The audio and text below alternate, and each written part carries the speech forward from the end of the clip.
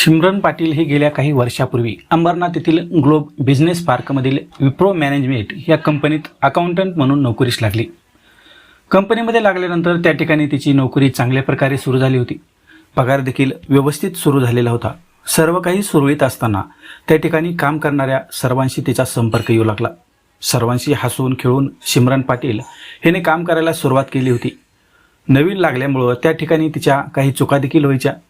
त्यावेळी कंपनीचा बॉस भगवान लोटे हा सिमरनच्या चुकावर पांघरून घालायचा. त्यामुळे त्यांचेही अधूनमधून बोलणे व्हायचे. सिमरन ही दिसायला आणि स्वभावाला चांगली होती. त्यामुळे तिचं प्रत्येक दिवस भगवान लोटे याच्याबरोबर बोलणं वाढू लागलं होतं. दोघांमध्ये वाढत असलेल्या संपर्काने आता वेगळी जागा घेण्यास सुरुवात झाली होती. दोघांमध्ये संपर्क तर सुरू झालेला होता, परंतु आता त्याच्या पुढे जाऊन सिमरन आणि भगवान हे काम झाल्यानंतर बाहेर भेटू देखील लागले. ज्या प्रकारच्या भेटी होऊ लागल्या त्यावरून दोघांमध्ये वाढत असलेली जवळीकता प्रेमाच्या दिशेने वळण्यास सुरुवात झाली. कंपनीचा बॉस असल्यामुळं सिमरन ही भगवान यांच्याकडे आकर्षित होऊ लागली होती. कामामध्ये समजून घेत असल्यामुळं सिमरनला भगवान याचा स्वभाव खूपच आवडू लागला होता. तर भगवान याला देखील सिमरन सर्वगुण संपन्न वाटू लागली होती. काही दिवसांच्या भेटीगाठीचा कार्यक्रम करत असताना दोघांचे एकमेकावर प्रेम जुळायला सुरुवात झाली. दोघांमध्ये प्रेमसंबंध सुरू झाले. त्या प्रकारचे संबंध दोघांमध्ये सुरू झाल्यानंतर त्यामुळे कंपनी असो की कंपनीच्या बाहेर असो दोघांच्या संबंधाला आता मर्यादा उरल्या नाही. बिनधास्तपणे दोघेही वागू लागले होते. दोघांमध्ये ज्या प्रकारे प्रेम प्रकरण सुरू झालेलं होतं, संबंध सुरू झालेले होते, याविषयी त्या कंपनीत देखील माहिती झालेली होती. तेथील स्टाफला देखील या दोघांविषयी सर्व काही कळालं होतं. त्यामुळे त्यांची कुजबूज देखील कंपनीत होऊ लागली होती.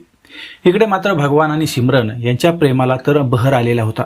दोघांमध्ये एवढी जवळीकता वाढली होती की कधी कधी तर दोघे पती पत्नी आहेत की काय असं देखील भासायचं. अशा प्रकारे संबंध दोघांचे येऊ लागले होते. दोघांच्या या प्रेमाचा बहर आलेला होता आणि दोघांमध्ये सर्व काही सुरळीत देखील सुरू होतं.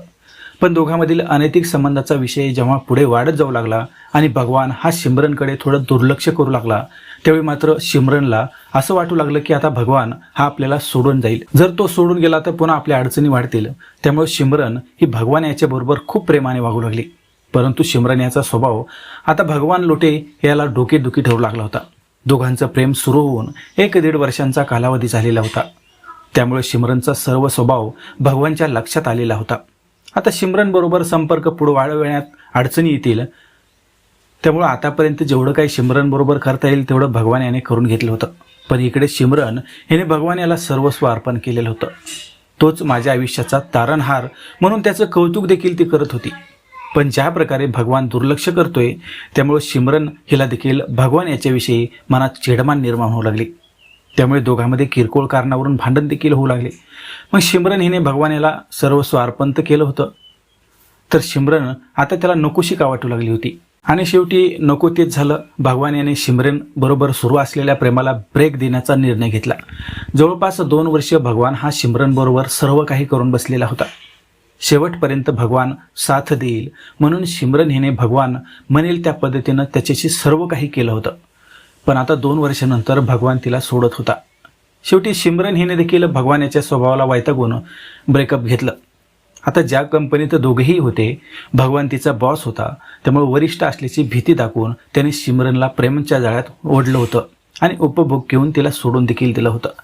आता 2 वर्षे बरोबर असलेल्या भगवान याने सोडल्यामुळं सिमरन ही नैराश्यामध्ये गेली होती. आता तिला आयुष्यात कसं जगावं असा प्रश्न पडलेला होता. त्यामुळं तिने पुन्हा प्रयत्न केला की भगवान आपल्या जवळ येईल. त्यामुळं तिने 10 एप्रिल 2026 रोजी भगवान लोटे याला फोन केला. मला तुझ्याबरोबर शेवटचं भेटायचं. त्यामुळे भगवान हा देखील राजी झाला आणि अंबरनाथ येथील एका हॉटेलमध्ये त्याने रूम बुक केली. आता त्या ठिकाणी भगवान आला त्यानंतर सिमरन देखील तेथे पोहोचली. जवळपास 1.5 ते 2 तास ते रूममध्ये बसलेले होते. त्यानंतर भगवान लोटे हा रूमच्या बाहेर पडला आणि कंपनीच्या दिशेने निघून गेला. आता रूममध्ये सिमरन आणि भगवान यांची झालेली शेवटची भेट ठरली. कारण सिमरन जे बोलत होती की आयुष्यात मी खूप खचले, तू मला साथ दे. पण भगवान लोटे याने काहीच मान्य केलं नव्हतं. त्यामुळे सिमरन हिने भगवान याला वारंवार फोन करायला देखील सुरुवात केली होती. पण भगवान याने सिमरनचा फोनच उचलला नाही.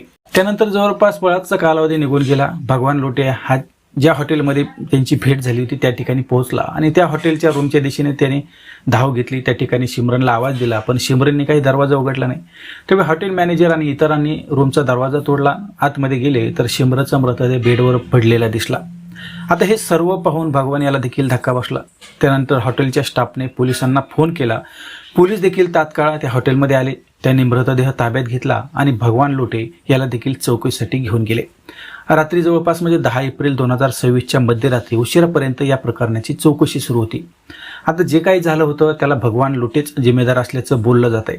त्यामुळे पोलिसांना असा संशय आहे की त्या ठिकाणी सिमरनचा खून करून भगवान हा बाहेर निघून गेला असावा आणि परत येऊन त्याने सर्व हा हंगामा केला असावा. त्यामुळे पोलिसांना यामध्ये अजून काही पुरावे सापडतात का याची देखील पाहणी करण्यात येत आहे. मात्र ज्या प्रकारे सिमरन हिने भगवानबरोबर जे केलं होतं आणि दोघांचं ब्रेकअप मध्येच झालं त्यामुळे तिच्यावर अशा प्रकारची वेळ आली होती.